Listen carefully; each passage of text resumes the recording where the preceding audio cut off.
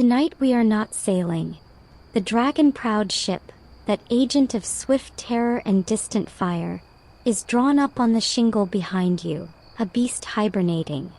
The salt is drying on your cloak and the wind carries a new scent. Damp earth, rotting leaves, the sweet decay of a land that doesn't move beneath your feet. You stand with your crew, your family, your sworn brothers and sisters, on a gentle rise overlooking a sheltered cove on a foreign coast. The decision has been made. This is the place. Not for a raid but for a home. The ambition is staggering in its mundanity. To build a Viking longhouse here from the roots up, one tedious hand-shaped peg at a time. You probably won't survive the winter if you get this wrong, but let's be honest, the blisters alone might kill you first. So, before you get comfortable, take a moment to like the video and subscribe, but only if you genuinely enjoy what I do here. Now dim the lights and let's ease into tonight's journey together. The reality before you is a far cry from the sagas. There are no roaring feasts in a finished hall, no shields gleaming on carved walls. There is only the land. A stubborn tangle of birch and alder crowds down to the water's edge, while further back the darker, more imposing shapes of oaks hold court. The ground under your leather-wrapped feet is a spongy mix of moss and loam, promising mud, endless mud. Your chieftain Gunnar, a man whose beard contains more gray than black these days, is walking the perimeter with a slow, measuring tread. You and the others follow, not as a disciplined unit, but as a loose cluster of tired travelers, your eyes learning to see not as predators scanning for wealth, but as settlers parsing for potential. You are looking for three things, Gunnar explains, his voice a low rumble. Fresh water, which you can hear gurgling somewhere in the trees. A good sign. Defensible high ground, which this modest rise provides, giving a clear view of the cove's entrance. And timber. Specifically tall, straight timber. Your eyes travel up the trunks of the oaks. These are your new ship's timbers. The longhouse is a vessel turned inside out, designed to weather storms of a different kind. The widely accepted historical fact is that Viking Age Scandinavia was a society built almost exclusively of wood. Stone was for graves and the occasional road, but life, from the humblest farmstead to the grandest chieftain's hall, was lived within walls of hewn timber and under roofs of thatch or turf. It was a world shaped by the axe. One of the younger men, Bjorn, kicks at a moss-covered stone. Could we not just use the ship's timbers? She's already cut and shaped. A few hopeful murmurs rise. Gunnar stops walking and fixes him with a look that has quelled louder objections in rougher seas. The ship, he says slowly, is our wings. We do not eat the hawk to build the nest. The metaphor lands. The ship is sacred, your means of escape, trade, and power. It will be carefully tended, sheltered, and kept ready. The longhouse must come from the land itself. It is a declaration to the local spirits, to any watching eyes, and to yourselves. We are here to stay. A less glamorous but utterly vital task begins now. The clearing. Axes are fetched from the ship, not the fine pattern-welded swords of legend, but workmanlike tools with stout hafts. The first swings feel strange. You're not aiming to kill a man or splinter a shield, but to notch a tree in a precise way so it falls exactly where you want it. The initial targets are the smaller birch and alder. Their wood is poor for major frames but perfect for 1,000 other things. Fuel for the countless fires you'll need, material for temporary shelters, and the weaving of wattles for walls. The sound that fills the clearing is not the clash of battle, but the steady, rhythmic iron biting into green wood. It is a monotonous, muscle-burning concert. Historians still argue whether Viking women regularly participated in the heavy labor of felling and framing, or managed the critical support tasks of food, tool maintenance, and material preparation. Given the scale of the labor before you and the fact that every able hand likely had a stake in their own survival, It's hard to imagine anyone standing idle for long. As the smaller trees come down, the space opens up, revealing the true character of the ground. It is uneven, dotted with stubborn tree stumps that will require days of digging and burning to remove. You see the first major challenge: a long, low, soggy patch cutting across where the heart of the hall should be. A drainage issue. Your first engineering problem. Gunnar scowls at it, then points to a spot slightly further up the rise, just beyond the wet zone. We start there. The trench will be deeper on that side, he declares. The longhouse's location has just shifted by 20 paces. A negotiation settled not by grand design, but by a puddle. This is how it begins. Not with a blueprint, but with a compromise between ambition and mud. The decision is made. The longhouse will not sit directly atop the soggy patch, but its shadow will still fall across it, a constant reminder of the land's veto power. You've learned the first, brutal lesson of settlement.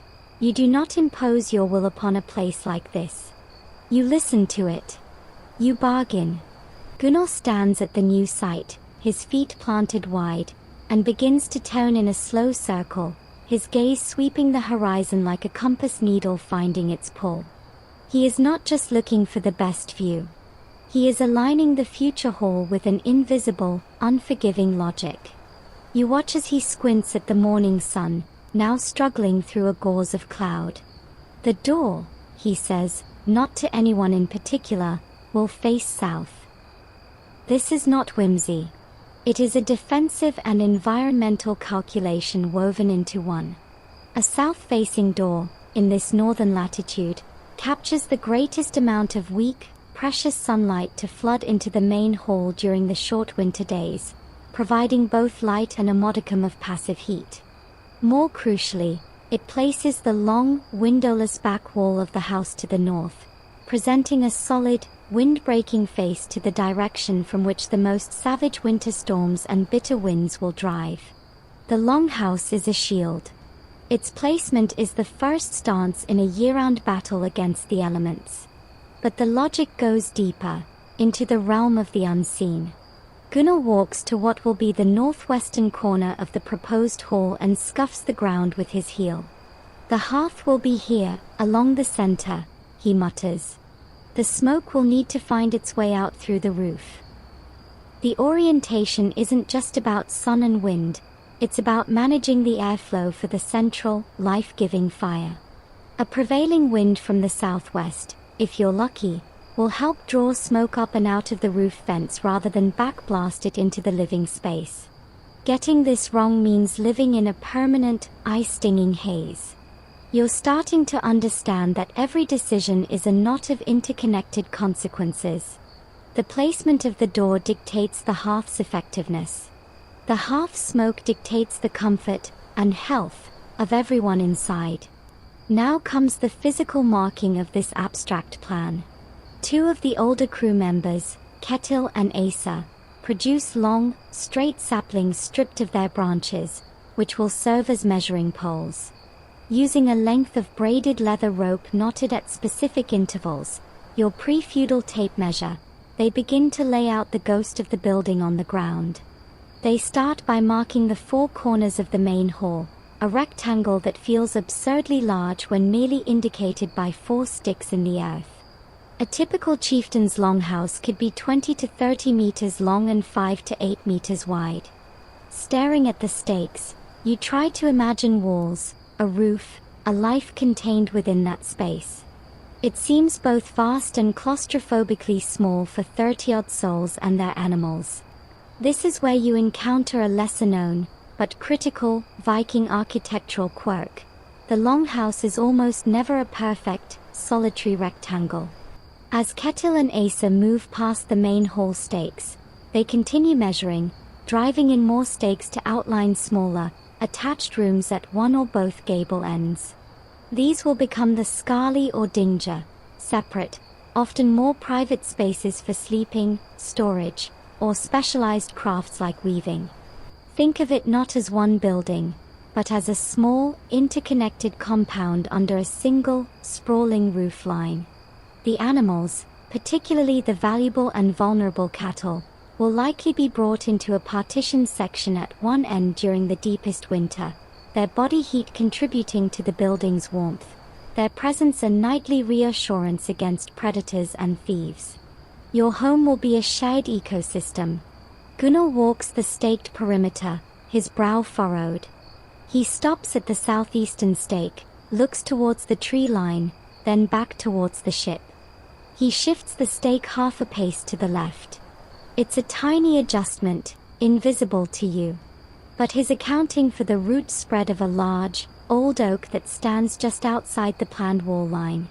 Cutting those roots during trenching could destabilize the tree, making it a deadly hazard in a storm. It's easier to move the house a few hand widths. Again, the negotiation. The land has spoken, and Gunnar has conceded. Historians still argue whether Viking builders used standardized units of measurement or simply worked from the proportions of the human body. The fathom, armspan, the ell, forearm, the foot.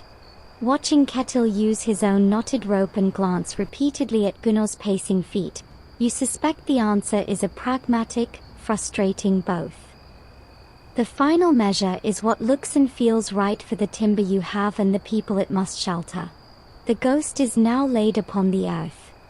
4 main corner stakes, plus a few more for the ancillary rooms, connected in your mind's eye by lines of potential.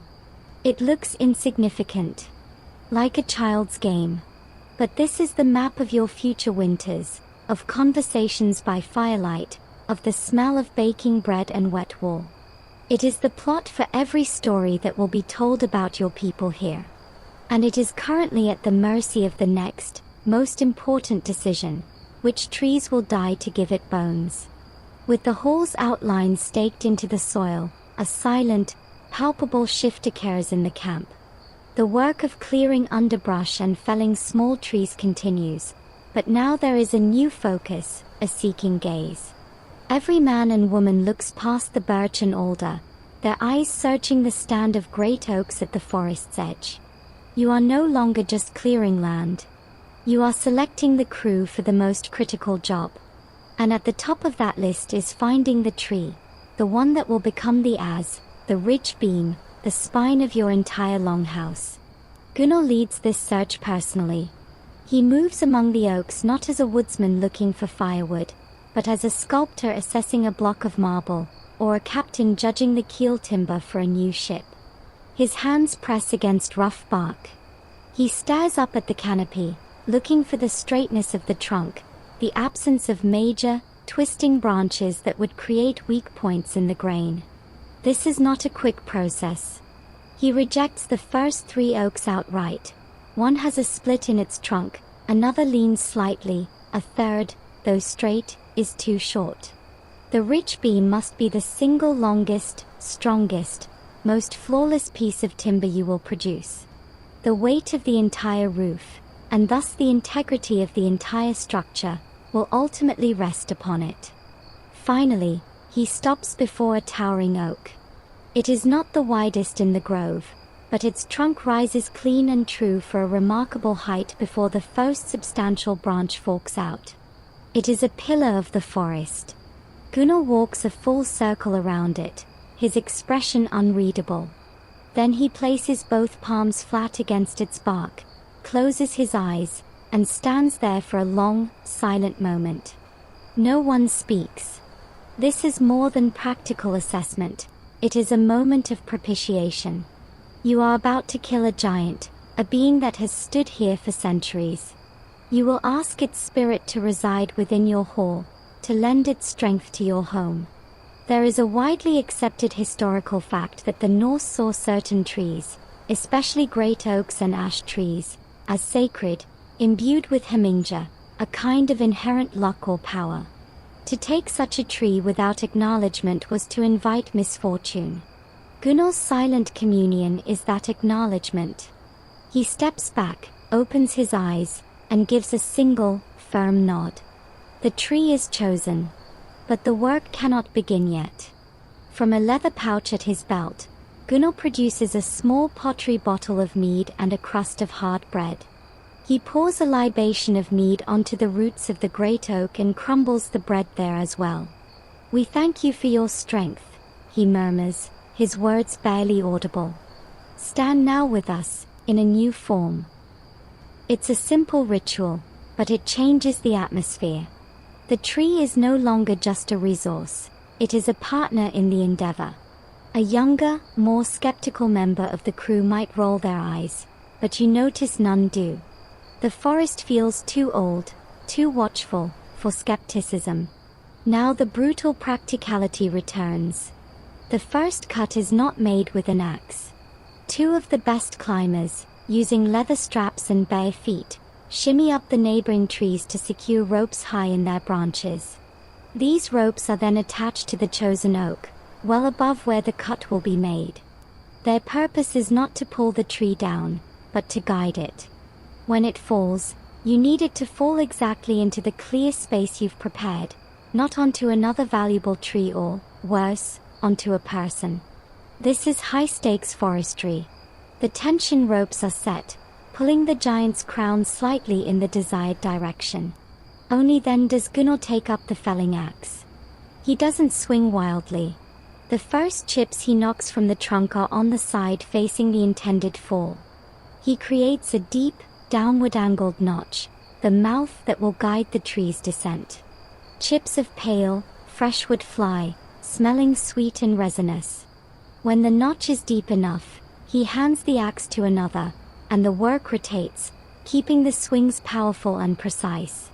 You are then called to the opposite side to begin the felling cut. This is horizontal, aimed to meet the point of the notch. The sound changes from a thwack to a deeper, more resonant thump as you bite deeper into the heartwood. With each swing, you feel a tiny shudder travel up the trunk. You are quite literally wounding a giant. It is exhausting, humbling work. Historians still argue whether rituals like Gunnar's libation were commonplace or the preserve of chieftains and Godi, priests. Was every farmer propitiating a tree spirit, or was it simply good manners when taking something so monumental? As you swing the axe, your muscles burning, you find you don't care about the scholarly distinction. The act itself feels necessary. It marks the gravity of the moment. You are not just harvesting wood, you are transitioning a living force from one state of being to another. Finally, there is a deep, groaning crack that doesn't come from your axe. It comes from within the tree itself. A shout goes up. Everyone drops their tools and scrambles back along predetermined escape paths. The men on the guide ropes brace themselves. The groaning intensifies, a sound of tensile fibers surrendering one by one. Then, with a rushing sigh of leaves and a final, thunderous crack, the great oak leans, pivots on its hinge of wood, and begins its descent. It falls with a slow, terrifying majesty, the guide ropes singing with tension, before it meets the earth with an impact that jars the ground beneath your feet and sends a shockwave of air through the clearing. Silence follows, heavy and profound. The giant is down. Its spirit, you hope, is now committed. Its body, you know, has a very specific, very demanding destiny ahead of it. The fallen oak lies like a slain titan across the clearing, its vast trunk now a problem to be solved. The reverence of the felling moment is replaced immediately by a surge of practical urgency. You cannot let this green timber simply lie. It must be worked while it's fresh before it begins to check and split in the sun or attract wood-boring insects. But before you lay a blade to it, you are gathered around Gunnar and the crew's master woodwright, a grizzled man named Thorolf whose forearms are a map of old scars and corded muscle. He is not holding an axe. He is holding a seminar. Your arm is the engine, Thorolf says, his voice a gravelly whisper that commands attention. But the axe is the translator. It must become a part of you. If it is not, it will fight you, tire you, and ruin the timber. He lays out an array of tools on a stretched-out hide. This is your new arsenal, and each has a distinct personality and purpose. First, the skeggix, the bearded axe. He picks it up, showing its distinctive extended lower blade like a metal chin. This is your limbering and rough shaping tool, he explains. The beard allows you to hook onto branches and logs for controlled pulls, and its curved head is perfect for following the contours of a log to strip off bark and knobs without biting too deep. It is your generalist, your workhorse. Next, he hefts a much larger, more imposing tool, the brakes, the broad axe. Its blade is wide, straight, and brutally sharp, mounted on a long, curved haft. This, the Rolf says with a hint of solemnity, is for hewing, for making flat surfaces. It does not chop, it planes. He demonstrates a sweeping, controlled swing where the blade schemes along the wood, taking off long, curling shavings. The goal is to transform a round log into a squared timber, and the broad axe is the artist that does it. The physics are sublime. The offset handle and the blade's design allow you to stand on the log you're shaping, swinging down and across your body with terrifying precision, shaving away everything that is not a perfect beam. Then come the smaller, no less vital translators. Wedges. Made of dried, hardened oak or iron, they are the keys to unlocking the tree's own secrets. The Rolf points to the massive trunk. We will not saw this into planks. We will ask it to split itself for us. He explains the doctrine of the grain. By driving a line of wedges along the length of the trunk with a large wooden mallet, the tree hamar, you can persuade the wood to cleave along its natural radial lines. This riven wood is infinitely stronger than sawn wood, as it follows the grain's longitudinal fibers rather than cutting across them. The wedges are the persuaders, the negotiators that turn one colossal log into multiple manageable structural pieces. A lesser-known detail of Viking tool craft lies in the humble yet revolutionary T-shaped iron axe head. Unlike earlier socketed axes where the head was slipped onto the haft, the Viking design had a spur or beard that extended down the haft, which was then wrapped and bound with wet rawhide. As the rawhide dried, it shrank, creating a ferociously tight, self-tightening seal that was far less likely to loosen during heavy, repetitive use. Your life and the structural integrity of your home will depend on the security of this bond. You spend an hour with the Rolf, learning how to wrap and tighten a head, feeling the wet leather grip the wood like a living thing. It's a mundane task that feels oddly sacred. Finally, there are the finishing translators. The adze, a kind of sideways axe for hollowing and fine-tuning, the draw knife for shaving pegs and smoothing surfaces, and the auger, a terrifyingly effective drill bit turned by a bow-like mechanism, which will bore the hundreds of holes for your pegs and joints. Looking at the collection, you realize the truth. The Vikings were not just brute force woodsmen. They were master engineers in an age of wood, and their sophistication was expressed not in complex machinery, but in the exquisitely refined application of simple tools. The widely accepted historical fact is that the Viking Age saw a dramatic improvement in iron production and smithing techniques across Scandinavia, leading to more readily available higher quality tools for everyday farmers and builders. This wasn't just about better swords, it was about better axes, and that changed everything on the ground. Thorolf picks up the bearded axe and hands it to you. Now we listen to the tree, he says, gesturing to the fallen giant. We ask it what it wants to become. The first cuts tell us. He points to a long, straight section of the trunk, free of branches. That is a sill beam, he declares. He points to a thicker, denser section near the base. That will give us posts. He squints at the very top where the trunk begins to taper. That may be for rafters. The tree in its death is revealing its anatomy. Your job with your newly understood translators is to help it make that transformation. You heft the bearded axe. It feels alien in your hands, a weight of purpose. You step towards the oak, towards the first branch that needs removing. The first cut of 1,000. The first conversation with the wood. Your first swing with the baited axe against a branch of the fallen oak is a clumsy, jarring affair. The blade bites, but at a wrong angle, and you spend more energy prying it loose than cutting. Though Rolf watches with a patient, weary eye. You are fighting it, he grunts. Let the axe fall. Guide it, do not force it. You recalibrate, focusing on the swing's arc rather than its impact. The next bite is cleaner, and a thick branch cracks and falls away. This is the beginning of the timber yard, the transformation of a singular forest giant into an organized inventory of future building components. It is a brutal, repetitive, yet strangely elegant ballet. The process is methodical. First, you and a team work down the length of the trunk with your baited axes, stripping every branch and twig. This is limbing. The branches are not wasted, they are sorted by size. The larger, straighter limbs are set aside for potential use as rafters, braces, or tool handles. The smaller, knotty ones are tossed onto a growing pile that will become the fuel for the logging fires you'll need for the next step. The air fills with the sharp, green scent of crushed leaves and sap, and the ground becomes a treacherous, springy mat of discarded foliage.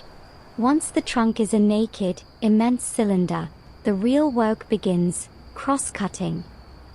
Using the baited axes again, but now with careful, controlled chops from opposite sides, you begin to section the massive tree into manageable lengths. You need a piece roughly 12 paces long for the primary ridge beam. Another, 10 paces long, for a major sill beam. Shorter, thicker blocks for the vertical posts. The rhythmic thump-thump-thump of axes on wood becomes the heartbeat of the clearing. Each section, once cut free, is rolled aside using levers of stout wood, fulcrums and effort applied to move weights that no single person could lift. This is primitive physics in constant action. Now, for the largest pieces destined to become beams, you witness Thoralf's wedging doctrine in practice. On a section of trunk marked for splitting, he takes a charcoal stick and draws a straight line along its length. Then, with a heavy wooden mallet, he drives a line of iron wedges into this line, starting at one end. Thwack, thwack, thwack. The sound is deep and percussive. At first, nothing happens. Then, with a sound like a distant sigh, a hairline crack appears in the wood, following the line of wedges. More wedges are driven in behind the first, propagating the crack. The wood is not being cut, it is being persuaded to open along its natural plane of weakness. Finally, with a resonant pop, the entire section cleaves in two, revealing a beautiful, straight-grained inner face. It's a moment of minor magic. One of the split halves will be hewn square with the broad axe, the other might be split again for a plank. This riving technique is what gives Viking timber its legendary strength and resistance to warping. But not all wood is split. For the largest, most critical posts, the trunk sections are simply too massive. These will be hewn in the round. This is where the broad axe masters take over. You watch Thorolf stand atop a log, his feet wide for balance. He begins to swing the broad axe in a smooth, continuous motion, each swing taking off a long, paper-thin shaving that curls away like a woodworking ribbon. He is not hacking, he is sculpting, turning the curved surface of the log into a flat plane. He works his way around the log, creating an octagon, then a square, his eye judging the straightness with an accuracy you find unbelievable. The shavings pile up at his feet, soft and fragrant, future tinder for the hearth. Historians still argue whether specialized craftsmen traveled between major building projects, or if every community had its own Thorolf, a master builder whose skills were passed down and honed locally. Watching the old man work, you suspect it was a mix. This level of artistry feels both innate and deeply learned. The timber yard takes shape. One area holds the great, squared monsters, the ridge beam, the sill beams, the king posts. Another area contains the riven planks, stacked and weighted to dry as flat as possible. A third is a forest of potential rafters and wall stakes, all leaning in orderly rows. It looks like organized chaos. And everywhere, there are the offcuts, the chips, the shavings. Nothing is truly wasted. Even the sawdust and smallest chips will be used as an absorbent layer on the future earthen floor or as bedding for animals. The clearing no longer smells just of forest. It smells of workshop, of potential, of raw material being wrestled into submission. Your hands are raw, your back a single knot of protest, but you look at the sorted timber and feel a flicker of something new, not just fatigue, but anticipation. These are no longer trees. They are the pieces of your home, waiting to be assembled. With the timber yard established, a landscape of potential bones, the focus shifts from the trees to the earth that will cradle them. You stand at the staked outline of your longhouse, looking at the seemingly solid ground. It is a lie. To build something meant to last generations, you must first dig into that lie and build a truth beneath it. This is the foundation, and for the Vikings, it was less about deep pilings and poured concrete and more about a clever, labor-intensive dance with soil, stone, and fire. Gunnar directs you to start digging along the inside of the staked lines. You are not digging a deep, narrow trench for a modern concrete footer. You are excavating a shallow, wide trough about 2 feet deep and 3 feet across. This is the bedding trench for your sill beams, the massive horizontal timbers that will form the literal footprint of the longhouse and bear the direct weight of all the vertical posts and walls. The digging is done with antler picks, wooden shovels reinforced with iron strips, and your own hands. The soil is cool, dense, and full of roots and stones. It is back-breaking, fingernail-breaking work. As you dig, you quickly discover why Gunnar moved the house away from the soggy patch. The soil here, while damp, is a stable clay-loam mix, not pure waterlogged muck. Once the trenches are dug to a consistent depth, the first layer of foundation magic is applied. Stone. But not just any stones. You and others fan out along the creek bed and the edges of the clearing, collecting fist-sized and larger river stones. Rounded, smooth, and hard. These are not for building a wall. They are for creating a drain. The stones are carefully placed in the bottom of the trench, forming a loose, porous layer about a hand's depth thick. This is your grusgraft, your gravel drain. Its purpose is simple but brilliant. Any water that seeps into the trench will percolate down through this stone layer, away from the wooden sill beam that will sit on top of it, preventing the beam from sitting in a constant puddle, the quickest route to rot. On top of the stone layer, you pour and level a thick layer of coarse, sharp sand.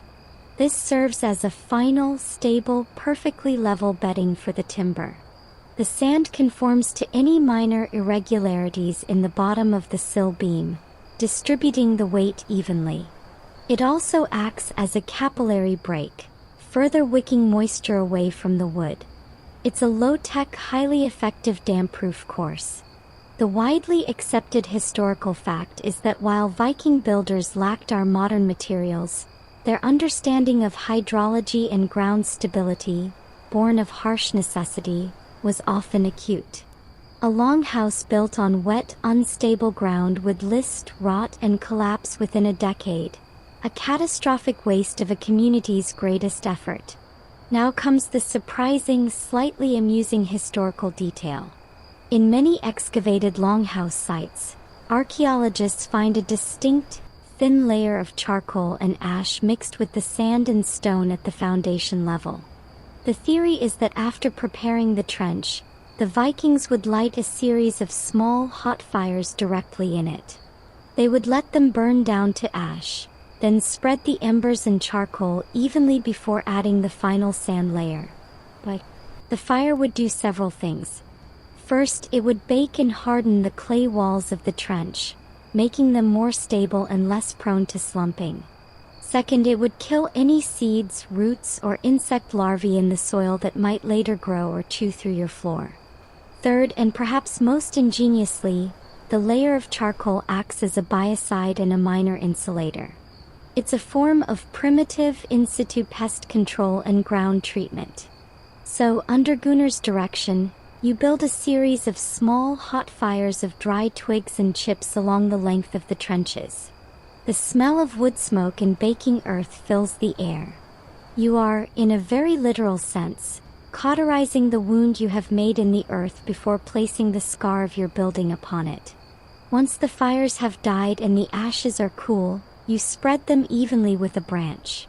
The final layer of sand goes on top, and you use a long, straight timber as a screed to drag across the trench, ensuring a perfectly level surface. You are now filthy, sweat-streaked, and smelling of smoke. But the trench before you is no longer a mere hole. It is a prepared, drained, sterilized, and leveled cradle. Historians still argue whether this firing technique was universal or reserved for particularly damp sites, or for the homes of the elite. As you look at the modest, ashy layer in your trench, it doesn't feel elite. It feels smart. It feels like the kind of hard-won, pragmatic wisdom passed down from a builder who watched his first house sink into the mud. You have not just dug a foundation. You have negotiated a treaty with the soil, using stone, sand, and fire as your diplomats. The earth is now ready to receive its first great weight. The prepared foundation trenches lie like open mouths waiting to be fed. What they will receive are the sill beams, the longhouse's lap, the first major wooden components to bridge the gap between the raw earth and the human habitation to come. From the timber yard, the selected giants are summoned. These are the logs you hewed square with the broad axe, each one a foot thick and spanning nearly the entire length of a wall. Moving them is the first true test of communal engineering. You use the same principles that moved the felled tree, levers and rollers. Sturdy poles of ash serve as levers. You pry one end of a massive sill beam up just enough for others to slip round sections of smaller log underneath as rollers.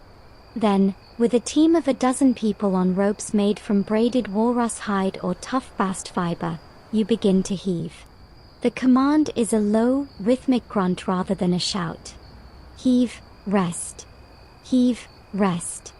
The beam inches forward along its rolling path, a ponderous, groaning progress that requires constant adjustment. Someone must constantly run ahead to retrieve rollers from the back and place them in front. It is a clumsy, exhausting ballet of coordination. A misplaced foot or a slipped roller could mean a crushed limb. The tension is palpable, a silent understanding of the mass and consequence you are maneuvering. Finally, the first sill beam is aligned parallel to its trench. Now comes the delicate part, lowering it in. You cannot simply shove it. Using levers again, you raise one end slightly and begin to remove the rollers, substituting them with a stack of flat stones that can be taken away one by one with more control. Lower, lever. Remove a stone. Lower. It is a process of minute adjustments, of held breath and strained muscles. The beam settles into its sandy, ashy bed with a soft, final whump that sends a little cloud of dust puffing up from the trench edges. It is seated. You immediately check its level using the oldest tool in the world, a length of gut cord stretched taut between two stakes at a known height, and a simple wooden A-frame level with a plumb line. To your relief, and due to your careful trench work, it is nearly perfect. A few taps with a maul on the high end, a little extra sand scooped under the low end, and it is done. The first immutable line of your home has been drawn upon the land. The process is repeated for the opposite long wall. Then come the shorter sill beams for the gable ends. Each must be meticulously aligned and leveled not just on its own, but in relation to the others. The corners are where the true joinery will begin, and they must be square.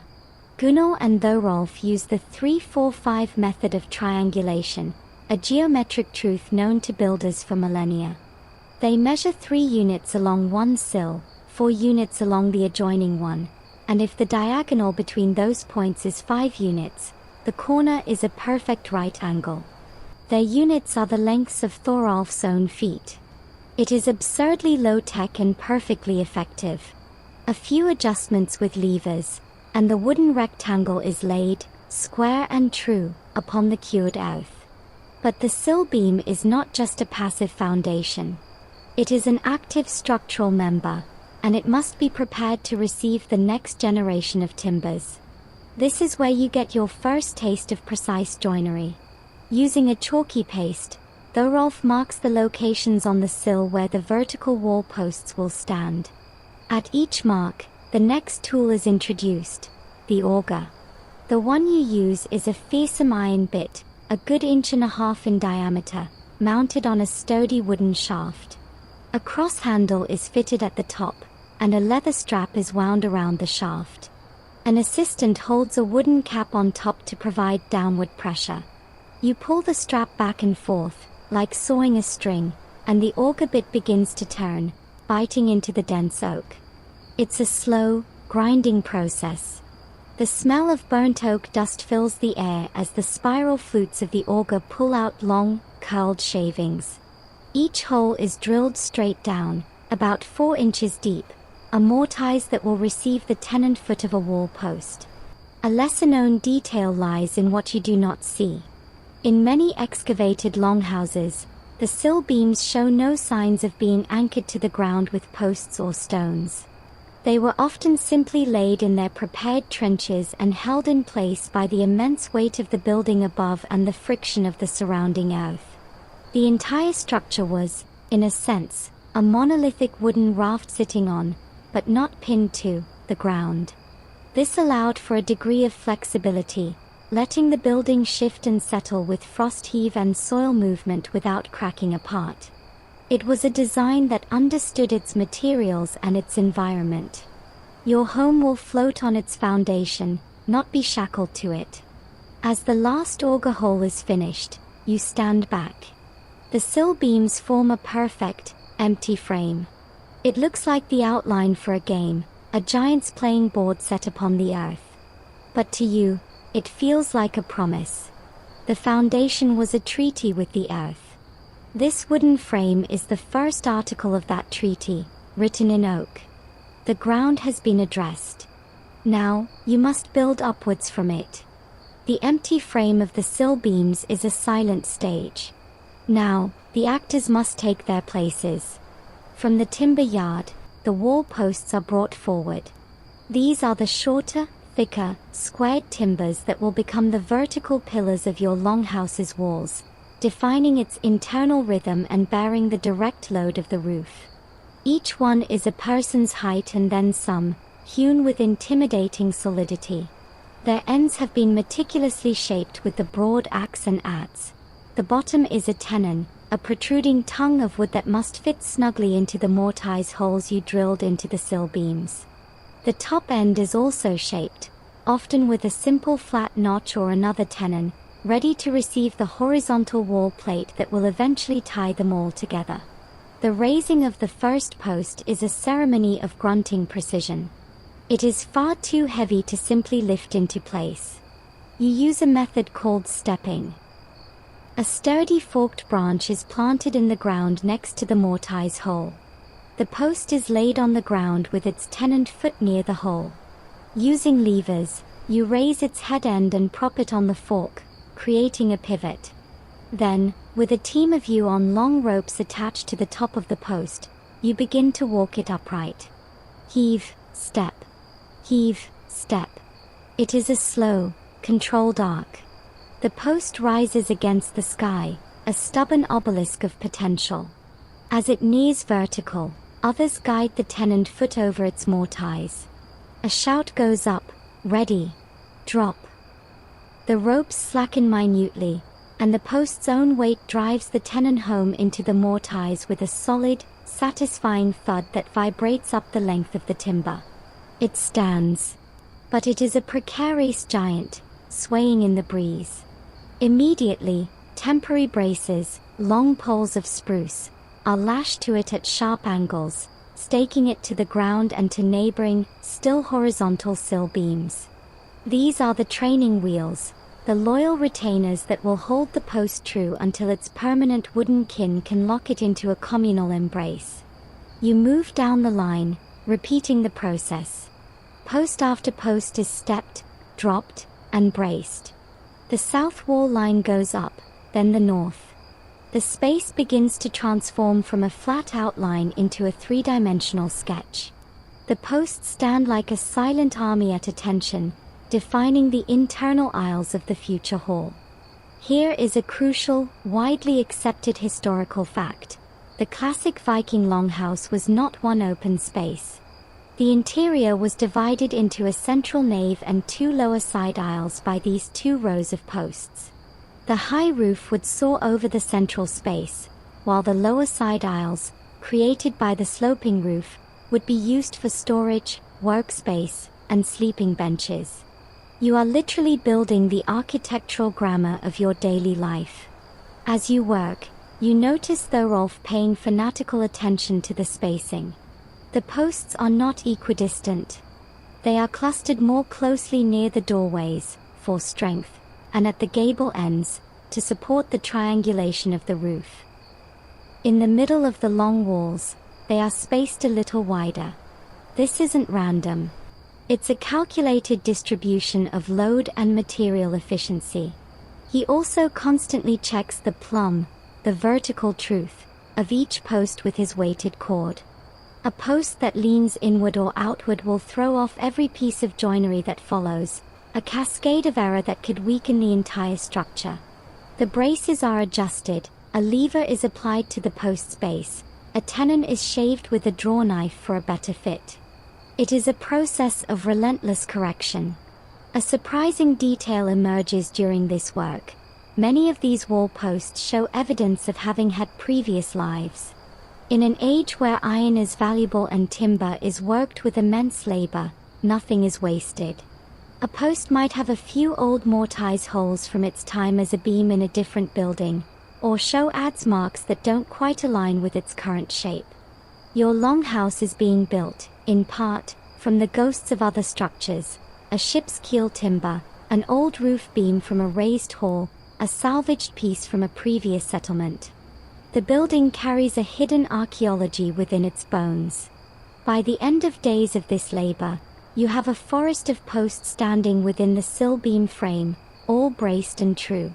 You can now walk between them, getting a first, visceral sense of the space. The central aisle feels grand, processional. The side aisles feel intimate, sheltered. Historians still argue whether the spacing and size of these posts can reliably indicate the social status of the longhouse's owner, a chieftain's hall having more, larger, and more finely finished posts than a farmer's. Looking at your sturdy, workman-like timbers, you suspect you are building a home for the prosperous, but not the royal. It is a house of dignity, not dominion. The skeletons are up. They await their ligaments. With the vertical posts standing like a grove of sober oak sentinels, the project hits a phase of deceptive simplicity, a task that is all repetition and no glory. You are handed a draw knife, a length of straight-grained oak that has been riven from a log, and a simple wooden mallet. Your assignment for what feels like the foreseeable future is to make pegs. Not just any pegs. Trinagler. Oak pegs. Hundreds of them. Each one must be strong, consistent, and perfectly shaped to act as the wooden nails that will lock the entire colossal puzzle together. The process is meditative in its monotony. You take the riven oak stave, already split along the grain for inherent strength, and using the bearded axe, you rough it out into long, square-edged blanks about as thick as two of your fingers. Then you sit on a low stool, brace the blank against a wooden stop on the ground, and take up the draw knife. This tool is a blade with handles at both ends. You pull it towards you, its sharp edge biting into the wood, shearing off long curly shavings. Your goal is to turn the square blank into a round, tapered peg. The taper is crucial. It must start slender, swell to a robust middle, and then taper slightly again at the very end. This shape allows it to be driven through aligned holes in two timbers, the swelling middle creating an iron-tight friction fit as it is hammered home. A cylindrical peg could work loose. Your tapered peg will only get tighter with time as the surrounding wood dries and shrinks around it. You quickly develop a rhythm. Pull, turn the blank. Pull, turn. The shavings pile around your feet in a fragrant blonde mound. The first few pegs are pathetic, lopsided things you'd be ashamed to show though, Rolf. But by the 10th, your hands begin to understand the pressure required, the angle of the pull. The 20th peg is almost symmetrical. It is a humble, profound lesson in craft. Mastery is born of endless, focused repetition. Your world shrinks to the grain of the wood, the pull of the blade, the growing pile of finished pegs that you toss into a steadily filling basket. Your hands cramp. Your back aches from hunching. This is the most tedious, most universally essential job on the site. Without these pegs, the longhouse is just a stack of timber waiting to fall down. A lesser-known, slightly amusing historical detail emerges from the drudgery. In archaeological digs, it's common to find these pegs, often in the hundreds, still locked in their joints, having held for centuries. But you also find them everywhere else.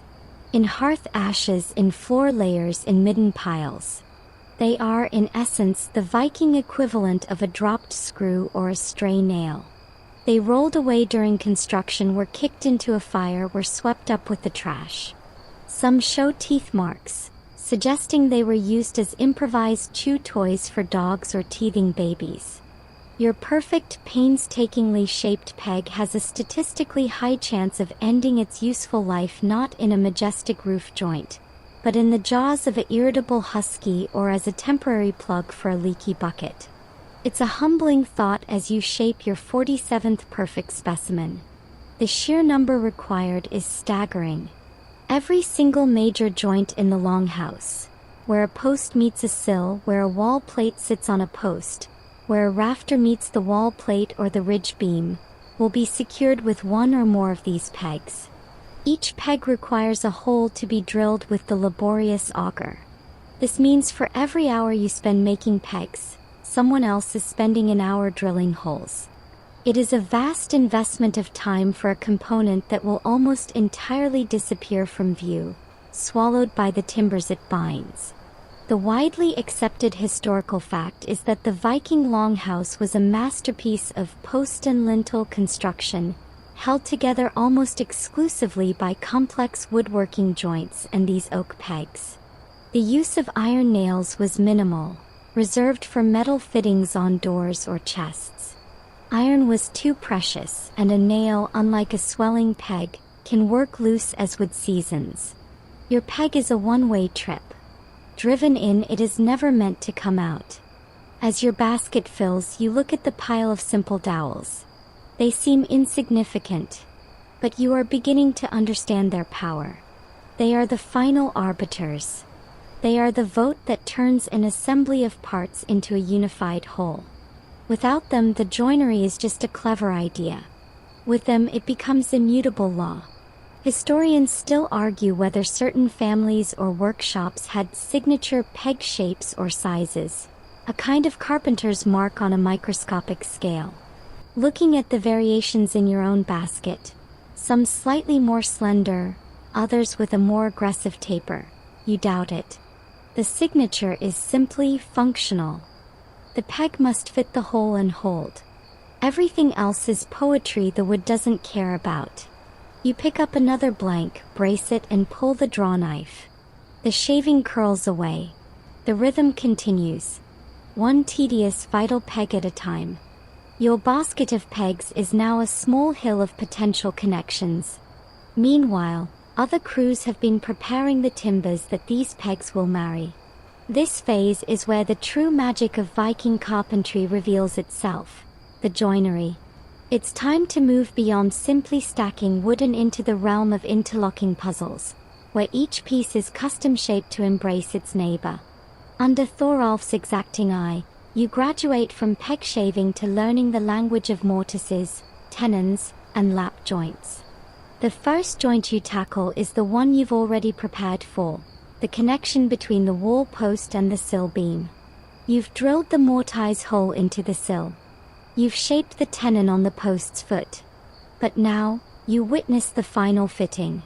Thorolf takes a post and, with you and another supporting its weight, guides the tenon over the mortise. It doesn't drop. It's too tight. This is by design. He signals to lower the post. Then, he takes a slick, a wide-bladed chisel, and with a few precise taps from a mallet, shaves a whisper-thin sliver from one face of the tenon. He tries again. This time, the tenon slides halfway in and sticks. Another delicate shaving.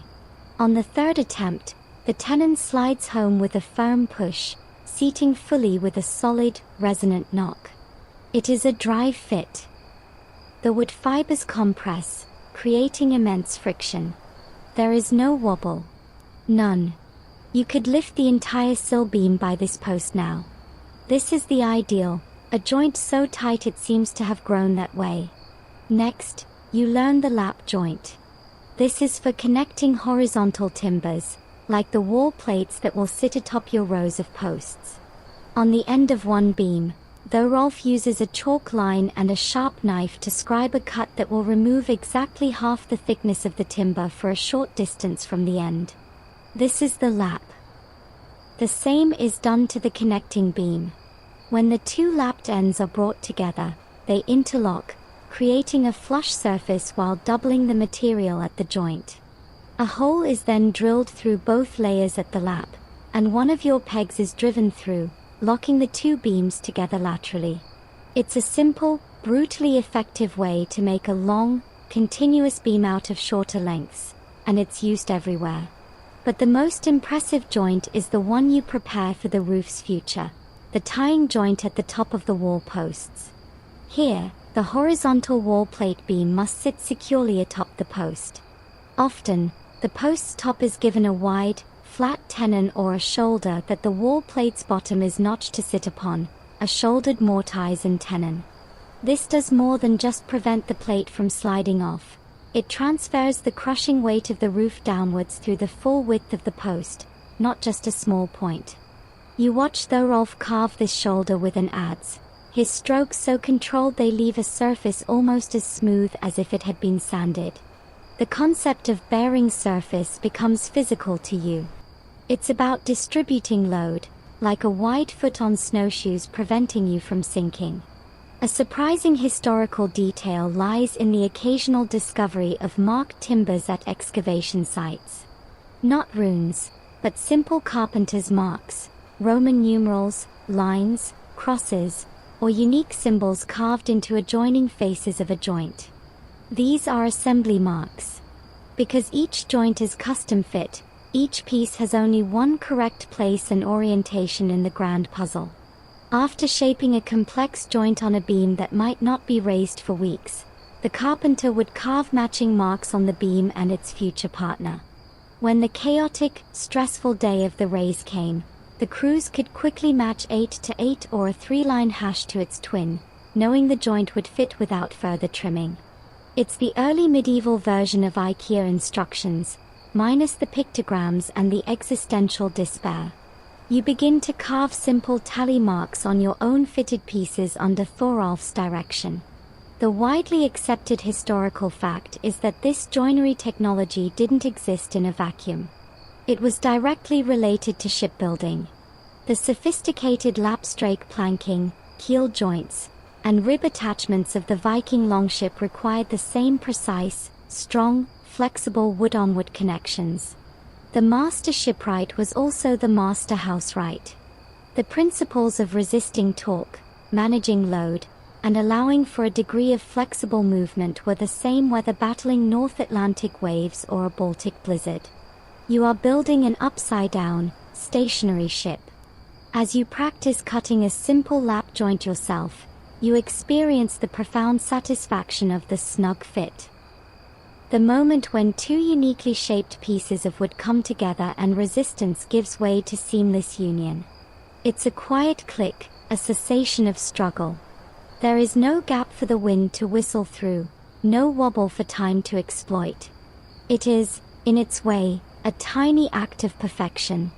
Historians still argue whether the finest examples of this joinery represent a pinnacle of a common tradition or the work of a specialized, elite class of itinerant master builders. As your mallet taps a peg home, locking your lap joint together, you don't feel elite. You feel like you've just learned a secret language. And the vocabulary is all friction, compression, and the silent, stubborn embrace of oak. The skeleton of posts and the growing web of joined wall plates have created a stable, waist-high wooden fence around your future home. But the space still belongs to the sky. That changes now with the raising of the ridge beam. This is the crowning moment, the event for which all previous labor has been mere preparation. The ridge beam is the apex, the spine from which the roof's ribs will descend. It is the longest, most imposing timber in the yard, the one you selected with such reverence. Moving it into position is the most dangerous, most coordinated act of the entire build. The ridge beam, already hewn square and smooth, lies on a series of trestles parallel to the long axis of the house. Its length is intimidating, seeming to dwarf the structure beneath it. The plan is not to lift it from the ends, but to raise it from below incrementally, using a forest of wooden poles as temporary supports. These are the stavinger, strong, straight spruce poles, each with a forked top. Teams take positions at intervals along the beam. On Gunnar's command, they slide their forked poles underneath it. Another command, and in a unified heave, they lift the beam a hand's breadth off the trestles. The trestles are knocked away. The beam now rests solely on a line of trembling forks. Step. Gunnar calls. Each team lifts their fork higher and takes a short, shuffling step inward toward the center of the house. The beam rises another few inches, tilting slightly as it goes, its center seeking the highest point. It is a terrifyingly slow ascent. The men and women under the forks bear a crushing weight, their muscles corded, their faces set in grimaces of strain. The pole forks creak ominously. One slip, one fork snapping, and the beam could roll, crushing everything in its path. This is a test of communal strength and trust as much as of engineering. Higher and higher it goes, walking on its shaky forest of legs. Now the pre-installed central king posts, the tallest vertical supports that run down the center of the house, come into play. Their tops have been notched with a deep saddle to cradle the ridge beam. As the beam rises to their level, teams with long poles guide it laterally, nudging it until it hovers directly above the saddles. The tension is electric. Gunnar's commands are now whispers, each one critical. Hold, steady, lower, gently. With a collective, controlled release of pressure on the forked poles, the ridge beam settles into the notches of the king posts. It is not fully seated, its own immense weight does the final work. There is a deep groan of wood compressing wood, a sound of immense forces being transferred. Then silence, broken only by the heavy breathing of the crew. The beam is home. It spans the hall's entire length, a straight, true line high above the earth. The space beneath it is instantly transformed. As ahead now, the hall has gained its spine and its stature. Immediately, crews swarm to secure it.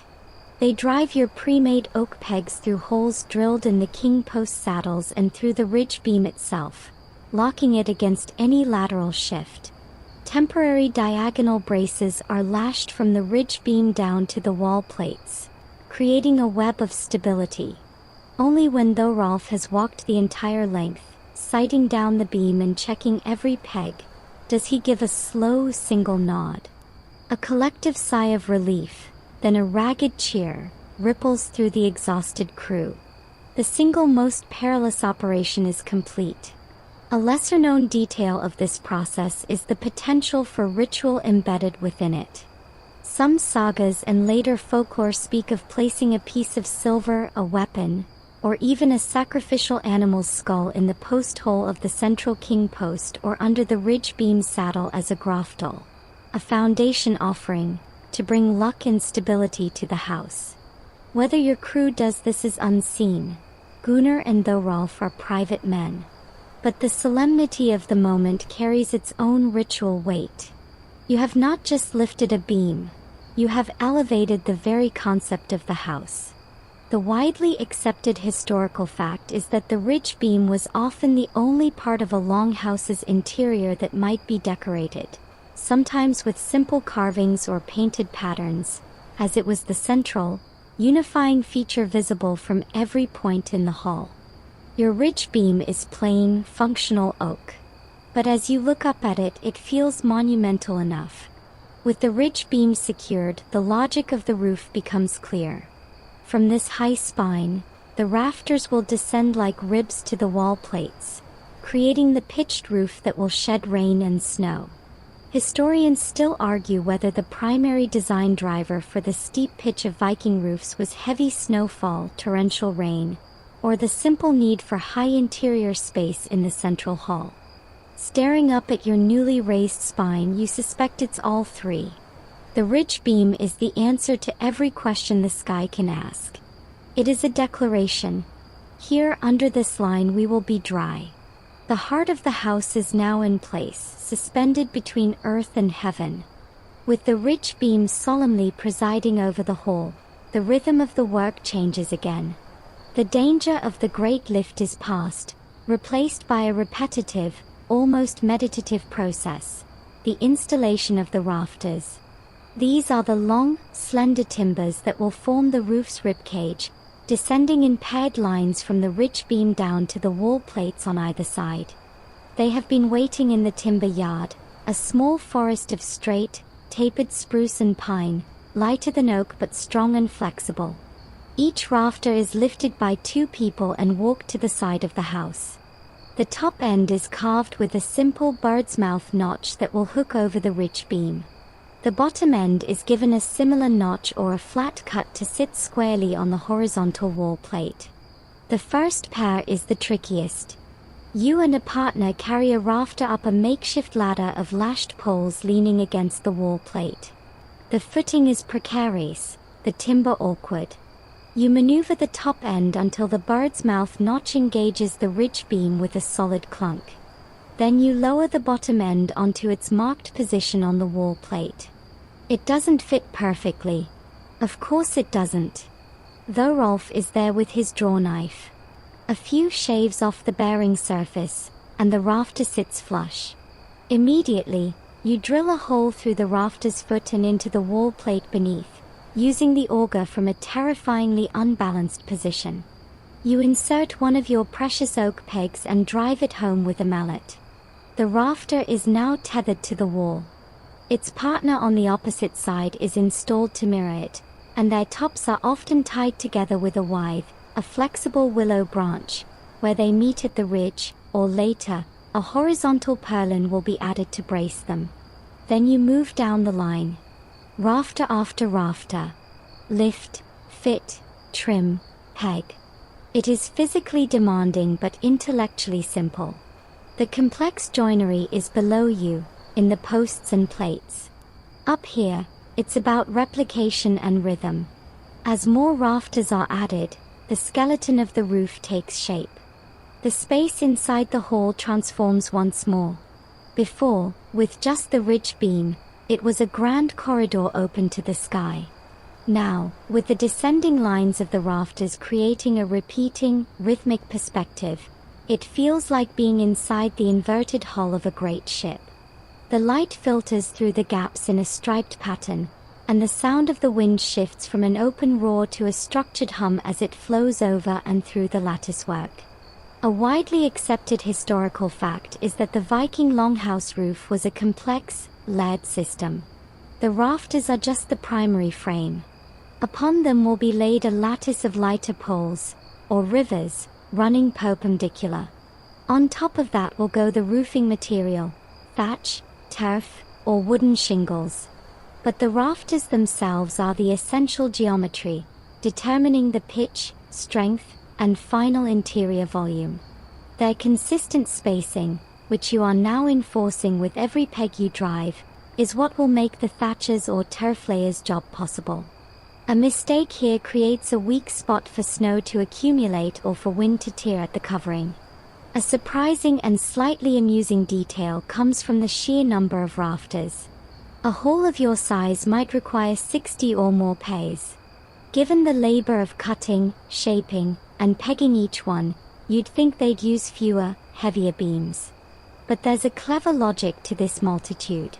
More, lighter rafters distribute the weight of the roof covering more evenly across the wall plates and down through the posts.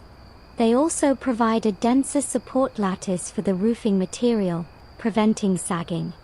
Furthermore, in the likely event that a single rafter is damaged by rot or insect attack, it can be replaced without dismantling large sections of the roof. It's a modular, maintainable design. You are essentially building a that of small, replaceable parts, a lesson in redundancy born of practical necessity. As you peg the 20th rafter foot, you notice something. The work has become automatic. Your body knows the heft of the spruce, the angle of the cut, the force needed to drive the peg. Your mind is free to wander, to look out from your perch at the growing structure and the land beyond. You see the cleared field, the timber yard now diminished, the smoke from the cooking fire near the temporary shelters. You see the pattern you are creating, the beautiful, symmetrical fan of timber from ridge to wall. Historians still argue whether the interior of the roof frame was ever left exposed as a design feature, or if it was always immediately covered with wattle or planks to create a ceiling that would help retain heat. Given the drafts you already feel whistling through your skeletal roof, you are fervently hoping for the latter. This rib cage is magnificent, but it is not yet shelter. By the end of the day, you have one entire side of the roof framed.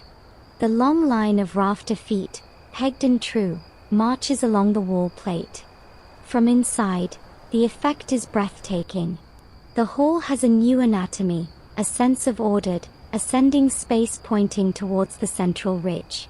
It no longer feels like a collection of timbers. It feels like a being with a spine and ribs, breathing slowly as the wind passes through it. It is waiting for its skin. The roof's ribcage is complete, a beautiful, airy skeleton against the sky. But beauty won't keep out the rain. Now, you must learn the thatcher's art, the process of transforming the longhouse from an architectural idea into a weatherproof shelter. Your roofing material is not timber, but reed, tall, tough, hollow-stemmed plants harvested from the nearby freshwater marshes. This is a different kind of labor, less about brute force and more about patience, pattern, and an intimate knowledge of botanical material. A team has been working the marshes for days, cutting the reeds with sickles just above the waterline, gathering them into giant, cumbersome bundles called yeams. These are dragged back to the site and now lie in great, fragrant, golden brown stacks that smell of damp hay and summer ponds. The first step is preparation. You must dress the reeds, combing them through with a wooden rake to remove leaves, seed heads, and any shorter, weaker stems. The goal is a uniform bundle of long, straight stalks. Then, using a simple wooden tool that acts as a giant needle, you take lengths of twisted willow withe or tough hazel twigs and begin to tie the reeds into manageable, arm-thick bundles, all the butts, the cut ends, aligned. These are your thatching sheaves. Now, the climb begins again. You carry bundles of sheaves up ladders to the roof, starting at the very bottom edge of the rafters, the eaves. The thatching technique is one of layering and pinning. A horizontal pull, a rung, is lashed to the rafters near the eaves. You take a sheaf and place it butt end down on the roof, its tops pointing upwards towards the ridge. You then take a prepared thatching pin, a sharpened, flexible stick of hazel or blackthorn, about 2 feet long, and drive it through the thick butt end of the sheaf, pinning it to the rung and the rafter beneath. You then take another sheaf and lay it slightly overlapping the first, hiding the pinned butt of the previous one, and pin it in place. This is the fundamental rule: always overlap to shed water downwards, and always hide your fixings. You work in courses, horizontal rows moving up the roof. Each new course overlaps the one below it by a significant margin. By the time you are halfway up the roof, the thatch is already a foot thick at the bottom. This incredible thickness is the secret to its effectiveness.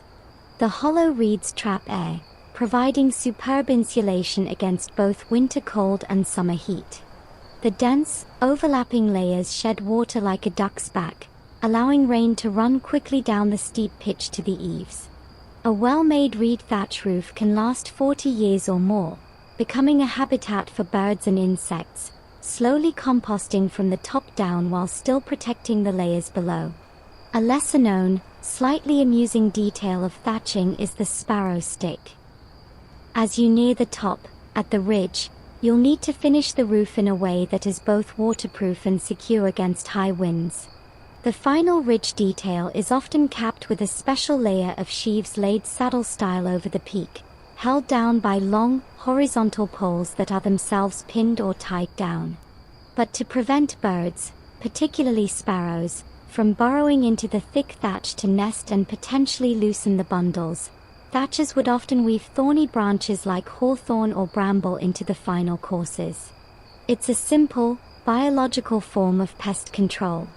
You will be weaving anti-sparrow architecture into your roof, a battle against tiny, feathery architects with different plans for your home. The widely accepted historical fact is that the choice of roofing material was deeply local. In wooded areas with abundant birch bark, that might be used as an underlayer. In areas with good clay soil, turf roofs, essentially a living carpet of grass and earth, were common, providing even better insulation but requiring an incredibly strong roof frame to bear the immense weight, especially when sodden with rain. Your reed thatch marks this as a settlement near good marshland. The roof is a map of your local resources. The work is constant, rhythmic, and surprisingly peaceful compared to the clamor of axe and auger. The sound is a soft rustle and the gentle tap-tap of the mallet driving home the thatching pins. The view from the roof expands with every course you complete. Soon, you are high enough to see over the tree line to the cove, to the ship, to the wider world. But you are also enclosed in a cocoon of golden reeds, the scent of the marsh filling your nostrils.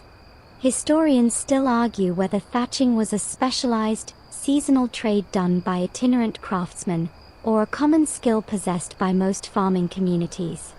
As you fumble with your fifth sheaf, trying to get the overlap even, you deeply hope it was the former, and that a grizzled thatching expert is on his way.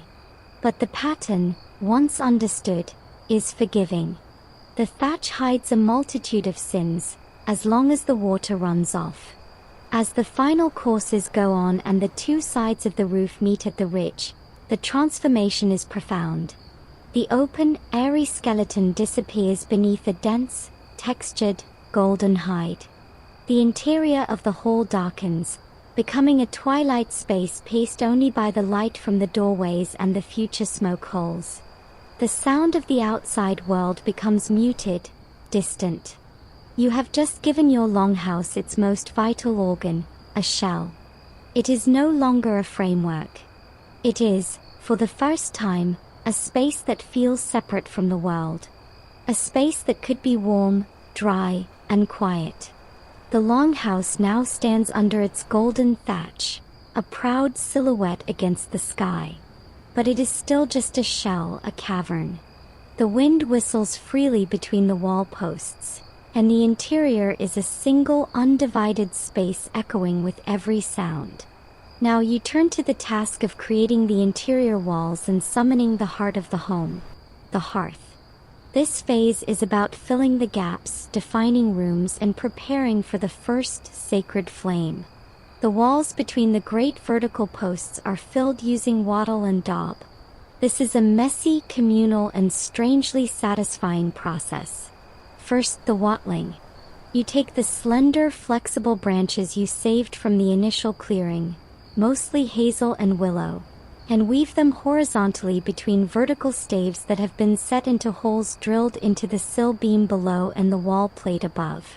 It's like weaving a giant loose basket panel. There's a skill to it, creating a tight, consistent lattice without gaps large enough for a determined mouse to slip through. The panels spring slightly under your hands, resilient. This wattle wall will provide the key ingredient for the next step, a surface to which the daub can cling. Daub is mud, but mud perfected. You dig a pit and into it you mix clay-rich soil, water, and a binder. The binder is what elevates mud to daub. In some places it's chopped straw or animal hair, often from the tails of your horses or cattle, which acts as a natural rebar, preventing the dried daub from cracking apart. In your case, you use the copious manure from your livestock. This isn't as grotesque as it sounds. The fibrous plant matter already digested by the animals and the binding properties create a remarkably strong, insulating plaster. You strip off your footwear and step into the pit, mixing the concoction with your feet, feeling the cool, slimy mass squelch between your toes. It is the least glamorous job so far, and the smell is earthy, pungent, and profoundly organic. Then you take handfuls of this daub and literally throw it at the wattle panels, pressing and slapping it into the weave from both sides until the entire lattice is covered in a thick, uneven layer. You smooth it with wet hands, filling every gap. The daub dries to a hard, plaster-like surface that is surprisingly effective at blocking wind and providing a modicum of insulation. It will need regular maintenance. Cracks will appear with settling and time, but for now it turns the windy skeleton into a solid, enclosed space. The interior darkens further, taking on a cave-like, earthy smell of damp clay and straw. Now the centerpiece, the long central hearth. Using stones gathered from the fields, you build a shallow rectangular firebox in the very center of the hall, directly beneath the main smoke vent in the roof. This placement is critical. The hearth is the literal and metaphorical heart. Its heat will radiate evenly through the long space. Its light will be the sole illumination on long winter nights. Its smoke must rise cleanly to the vent, curing the thatch and timbers above with a protective layer of soot as it goes. You line the hearth with flat stones and pack clay around its edges. It is a simple, profound feature. Around it, you begin to define the social geography of the hall. The raised earthen benches that will line the long walls for sitting and sleeping are roughly shaped. The space near the north gable end is loosely sectioned off for storage and a possible stable area. Finally, the moment arrives. Gunnar commands a pause in all other work. The wood for the first fire is prepared. Dry tinder, fine kindling, and a few good logs of seasoned birch. He uses a fire steel and flint to strike the sparks himself, catching them in a nest of dry moss. The tiny flame is nurtured, breathed to life, and placed carefully in the center of the new stone hearth. More kindling is added. The flame grows, licking at the logs. It is a small, fragile thing in the vast, dark space. Then the smoke begins to rise. This is not just a fire. It is a smoke test. Everyone watches, necks craned, as the pale gray column ascends. It wavers, seeking a path. For a tense minute, it seems to spread out, clinging to the underside of the new thatch. A poorly designed roof or misplaced vent would mean a hall permanently full of smoke, an uninhabitable space. But then, as the fire establishes itself, a draft takes hold. The smoke column gathers itself, becomes more defined, and rises steadily towards the open vent in the roof ridge. It pulls straight up, a ghostly thread exiting the building. A collective, unconscious exhale of relief fills the hall. The hearth breathes. The house draws breath. The widely accepted historical fact is that the central open hearth was the social and practical core of the Viking home, used for heating, cooking, light, and as a gathering point for storytelling and decision-making. Its successful venting meant the difference between a home and a smokehouse. Historians still argue whether the smoke, which would have permeated everything inside over time, had significant health impacts or was simply an accepted part of life, possibly even acting as a preservative for the timbers and thatch. As you watch the clean column rise, you are just grateful. The lesser-known detail is the firestone. Often a special large flat stone, sometimes even an imported stone, was placed at the edge of the hearth, a seat of honor for the head of the household. It was the warmest, most prestigious spot. You see Gunnar eyeing a particular smooth, river-worn slab as it's placed near the fire. The social order is already being written in stone and flame. The first fire is kept small, a sentinel in the darkening hall. Its light dances on the fresh, damp daub walls, making the space feel alive, pulsing. The smell of wood smoke mixes with the sense of fresh earth and cut reed. It is no longer a construction site. It is a vessel. And now it is ready to be filled with the final mundane layer of life, the floor. The hearth breathes, a steady, living pulse in the center of the shadowed hall.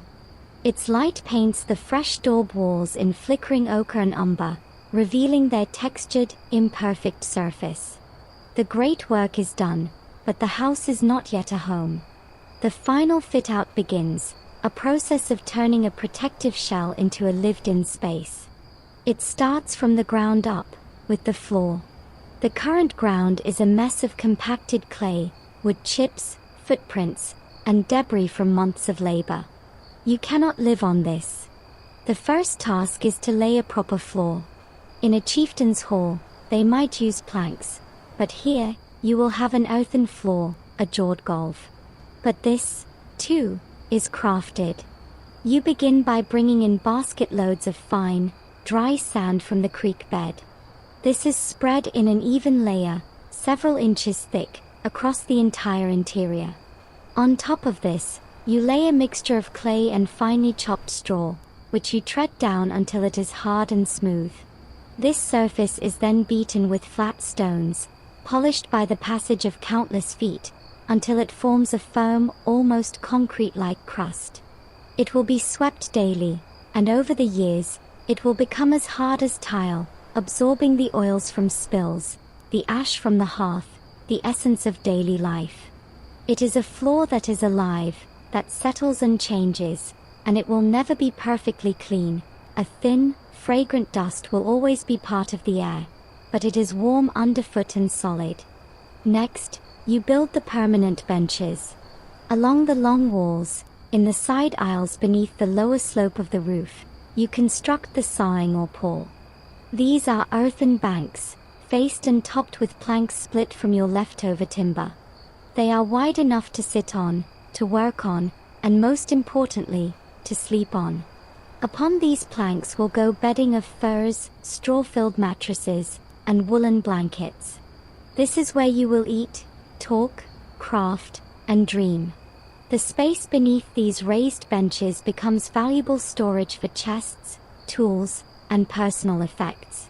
You are defining the architecture of daily routine, the central floor for activity and ceremony, the raised margins for rest and domesticity. Doors are fitted into the door frames you built into the gable ends, thick, heavy planks bound together with iron straps, swinging on stout wooden hinges that groan with a voice of their own. A simple but ingenious wooden latch, alas, is carved and fitted, a puzzle only those inside know how to open quickly from the outside. Shutters, made from wattle and daub on a light frame, are hung over the few small window openings high on the walls, to be opened in summer for a sliver of light and air, closed tight against winter's bite. Now, the belongings are brought in from the temporary shelters and from the ship. The wooden chests containing personal treasures and spare clothes. The iron cooking cauldron to hang over the hearth. The quern stones for grinding grain. The loom weights for weaving. The ale barrels. The weapons, now cleaned and oiled, are hung on the wall posts or placed on special racks, not just tools of war, but symbols of the household's ability to defend itself. Each item finds its place, its Heimat, its home within the home. The hall absorbs them. The empty space begins to tell stories. The soot-blackened cauldron from last year's harvest feast, the carved loom belonging to Asa, the worn bench where old Ketil always sits to mend nets. A lesser-known detail of this final fitting is the concept of husing, the house assembly. With the physical structure complete, the social laws of the space are informally established. Gunnar, by the central hearthstone, might discuss the rules, how the fire is to be maintained through the night, the cleaning rota for the floor, the storage of food to deter pests, the respectful treatment of the carved pillars that may represent ancestral spirits.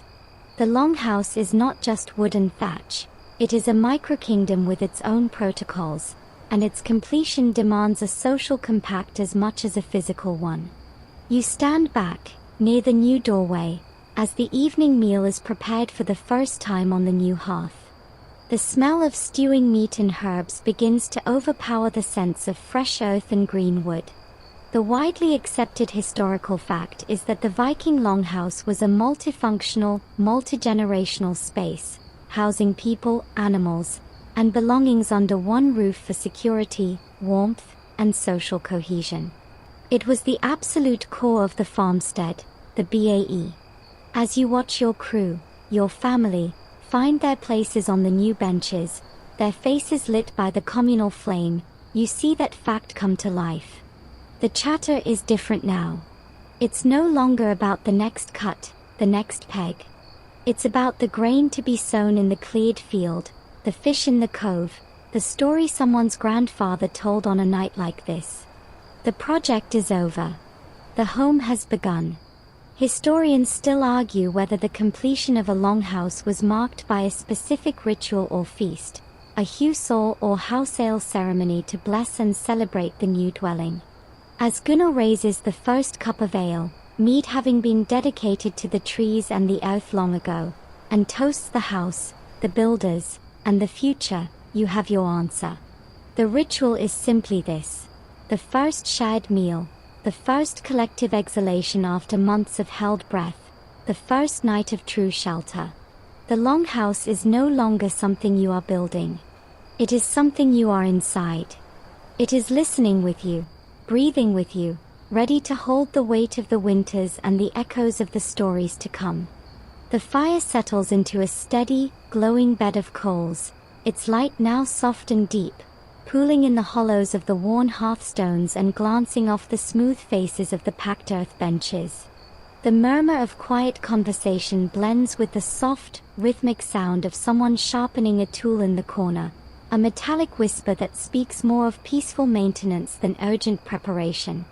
The great, arching ribs of the roof, now half hidden in the gentle gloom above the fire's reach, hold the stillness close, a vast, sheltered silence that seems to absorb the day's final echoes.